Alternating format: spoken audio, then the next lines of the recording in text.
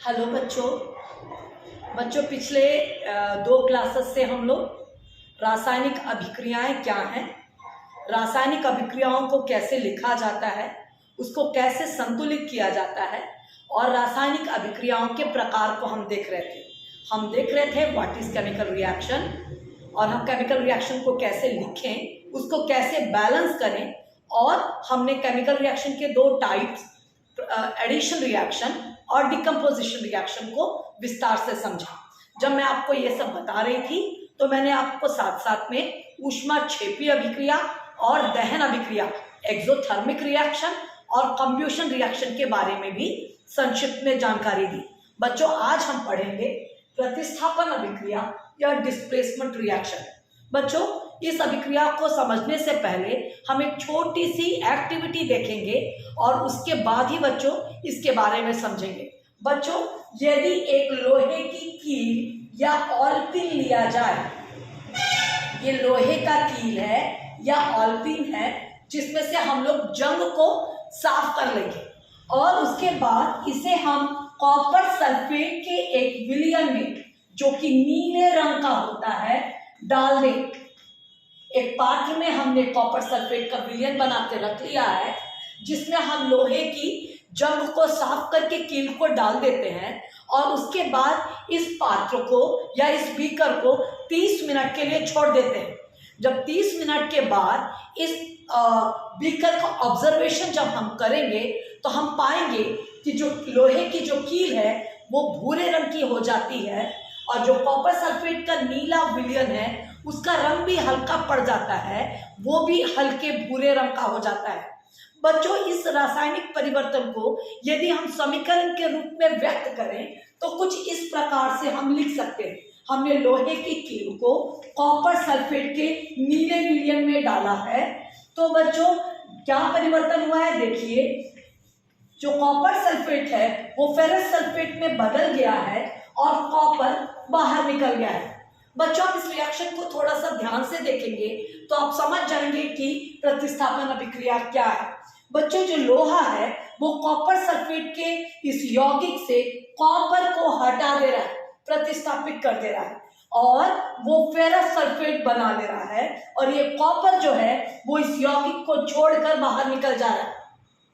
अब इसकी परिभाषा को बनाने की कोशिश करते हैं बच्चों। जब कोई तत्व किसी यौगिक से उसके एक तत्व को प्रतिस्थापित कर दे, डिस्प्लेस्ड कर दे, तो होने वाली अभिक्रिया प्रतिस्थापन रिएक्शन कहलाएगी। बच्चों, एक बार और समझते हैं। जब कोई तत्व किसी यौगिक के किसी एक तत्व को प्रतिस्थापित कर दे और एक नया यौगिक बना ले तो ये होने वाली अभिक्रिया प्रतिस्थापन रिएक्शन कहलाएगी। बच्चों, आपके टेक्स्ट बुक में इसके बहुत सारे और भी उदाहरण दिए हैं। मैं एक दो उदाहरण और आप लोगों को समझाना चाहूंगी ताकि आप लोग का कॉन्सेप्ट एकदम क्लियर हो जाए। बच्चों, यदि हम लोग जिंक को जस्ते को लेकर उसे भी कॉपर सल्फेट के विलयन में डालेंगे, कॉपर सल्फेट का विलयन आपको पता है बच्चों, नीले रंग का है, और जब ऐसा डालेंगे तो कॉपर सल्फेट जिंक सल्फेट बना लेगा और कॉपर बाहर निकल जाएगा। यहाँ पर भी बच्चों प्रतिस्थापन हो रहा है। जिंक कॉपर सल्फेट में से कॉपर को डिस्प्लेस्ड कर दे रहा है। लेकिन बच्चों, यदि हम लोग इस एक्टिविटी को थोड़ा सा उल्टा करने का प्रयास करें, अर्थात कॉपर की कील को लेकर या कॉपर के तार को लेकर उसे अगर हम लोग जिंक सल्फेट के विलयन में डुबा दें, कॉपर के तार को लेकर जिंक सल्फेट की विलयन में डुबा दें, तो क्या कॉपर जिंक को हटा पाएगा? ये सोचने की बात है बच्चों, ऐसा नहीं हो पाएगा। उसके पीछे जो कारण है वो सिर्फ क्रियाशीलता है, रिएक्टिविटी है। बच्चों, जिंक कॉपर को इसलिए हटा पाता है कि जिंक की क्रियाशीलता कॉपर से ज्यादा है।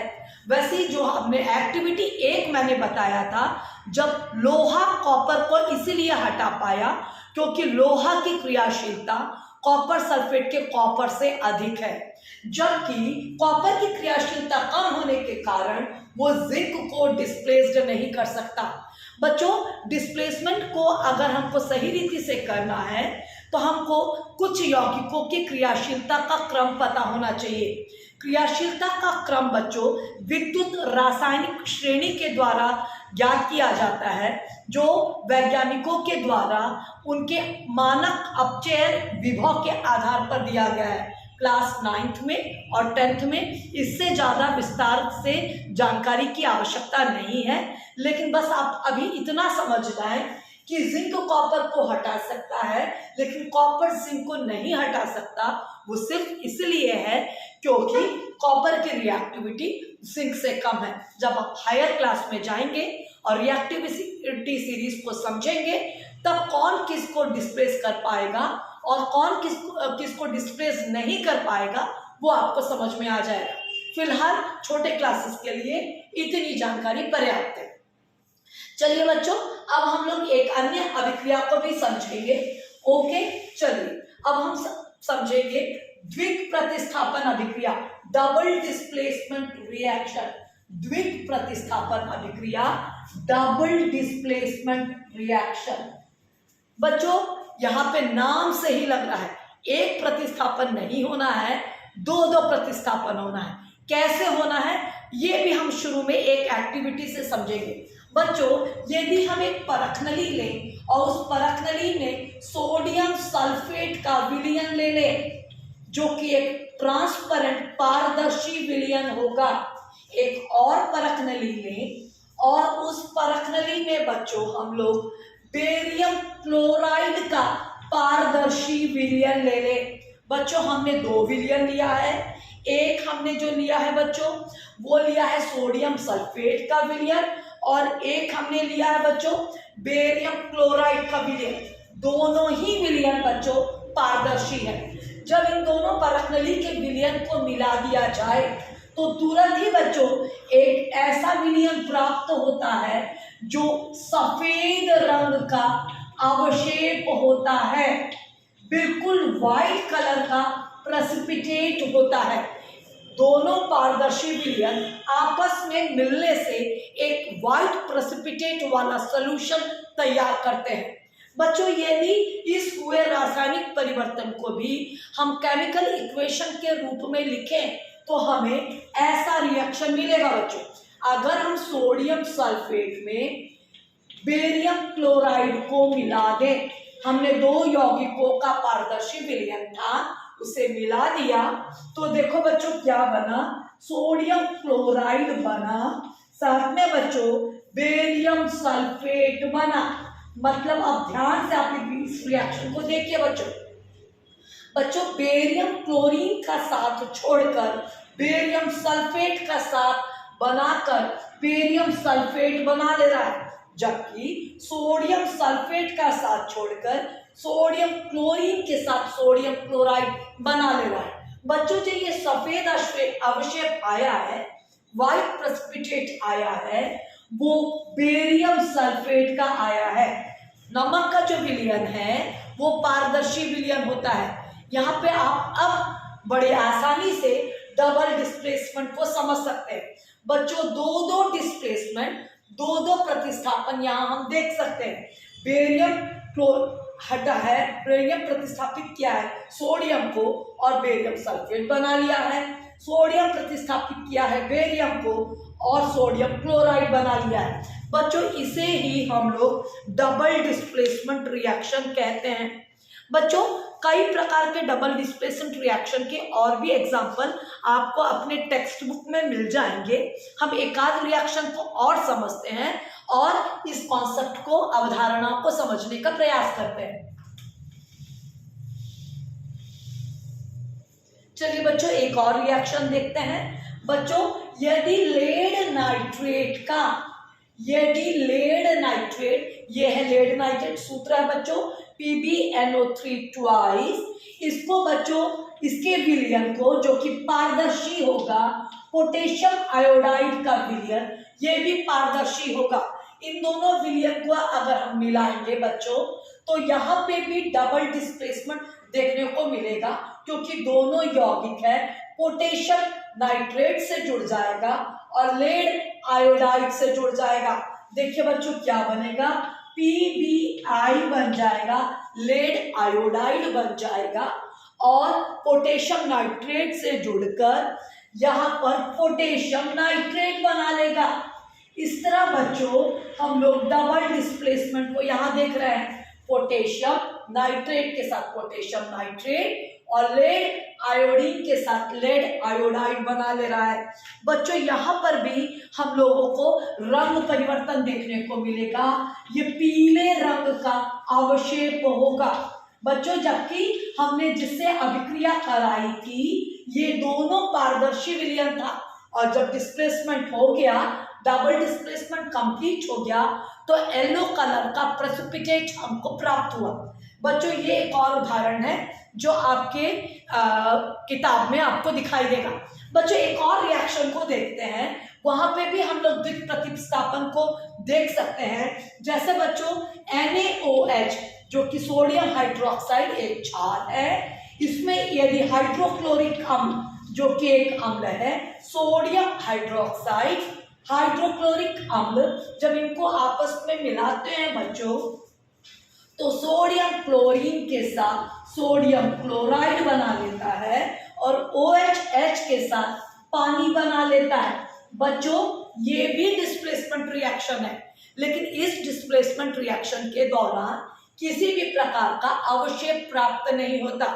बच्चों ये जरूरी नहीं है कि हर प्रतिस्थापन या द्विक प्रतिस्थापन के दौरान रंग में परिवर्तन या अवस्था में परिवर्तन आए।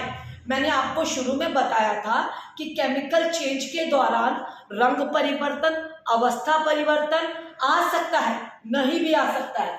ये देखो बच्चों, ये भी पारदर्शी विलयन था, ये भी पारदर्शी विलयन है और ये भी पारदर्शी विलयन है, लेकिन बच्चों यहाँ पर डबल डिस्प्लेसमेंट हुआ है। ठीक है बच्चों, तो ये आवश्यक नहीं है कि हर अभिक्रिया के दौरान अवशेप प्राप्त हो। बच्चों दो अभिक्रिया जो मैंने आप लोग को सिखाई, जिसमें पहले बेरियम सल्फेट का सफेद अवशेप मिल रहा था और यहाँ पे लेड आयोडाइड का पीला अवशेप मिल रहा है, इन दोनों में अलग अलग रंगों के अवशेप मिल रहा है। इसलिए बच्चों इन अवशेप प्राप्त होने वाली अभिक्रियाओं को हम अवशेपण अभिक्रिया, प्रेसिपिटेशन रिएक्शन भी कह सकते हैं। देखो बच्चों एक और अभिक्रिया मैंने अभी आप लोग को बता दिया, वे अभिक्रियाएं जिनके दौरान अवशेप प्राप्त होता है वे अवशेपण अभिक्रिया कहलाएंगे। तो बच्चों ये अभिक्रिया एक प्रकार का अवशेपण अभिक्रिया का भी उदाहरण है, क्योंकि यहाँ पर अवशेप भी मिल रहा है। मैंने आप लोग को बताया था कि मुख्यतः अभिक्रिया 5 प्रकार की हैं, लेकिन उसके बाद छोटे छोटे कई प्रकार हैं। एक नया चीज मैंने आप लोग को सिखा दिया, वे रासायनिक परिवर्तन जिसके दौरान अवशेप प्राप्त होगा तो वो अवशेपन कहलाएगा। बच्चों ये अभिक्रिया डबल डिस्प्लेसमेंट का उदाहरण तो है ही, साथ में साथ अवशेपण अभिक्रिया का भी उदाहरण है। बच्चों नीचे वाली अभिक्रिया को एक बार और हम ध्यान से देखेंगे। ये डबल डिस्प्लेसमेंट तो है क्योंकि सोडियम क्लोरीन के साथ और HOH के साथ क्रिया कर रहा है। द्विक प्रतिस्थापन तो ये है ही, लेकिन बच्चों चूंकि ये क्षार है, ये अम्ल है और आपस में मिलकर ये लवण है। बच्चों आप जानते हैं कि नमक लवण होता है और ये पानी है। बच्चों अब ध्यान से देखिए, द्विक प्रतिस्थापन तो ये है, लेकिन बच्चों इस द्विक प्रतिस्थापन में एक क्षार एक अम्ल आपस में मिलकर लवण और पानी बना रहे हैं। ऐसे अभिक्रियाओं को हम न्यूट्रलाइजेशन रिएक्शन या उदासीनीकरण अभिक्रिया भी कह सकते हैं। जब एक लवण क्षार से एक क्षार अम्ल से मिलकर लवण और पानी बनाए तो यह उदासीनीकरण अभिक्रिया भी होगी। बच्चों एक उदाहरण कई प्रकार की अभिक्रियाओं का एग्जाम्पल हो सकता है। यह अभिक्रिया द्विक प्रतिस्थापन का भी उदाहरण है, यह अभिक्रिया उदासीनीकरण का भी उदाहरण है, ये वाली अभिक्रिया द्विक प्रतिस्थापन का उदाहरण तो है ही, साथ में ये अवशेपण अभिक्रिया का भी उदाहरण है। बच्चों आज मैंने आप लोगों को डबल डिस्प्लेसमेंट और डिस्प्लेसमेंट प्रतिस्थापन और द्विक प्रतिस्थापन अभिक्रिया को समझाया, साथ ही साथ मैंने आप लोगों को उन्हीं उदाहरणों से अवशेपण अभिक्रिया और उदासीनीकरण अभिक्रिया के बारे में भी बताया। Precipitation reaction and neutralisation reaction की भी मैंने आप लोगों को जानकारी दी। मुझे लगता है कि आप लोग को ये दो रिएक्शन अच्छे से समझ में आ गए होंगे। ओके बच्चों।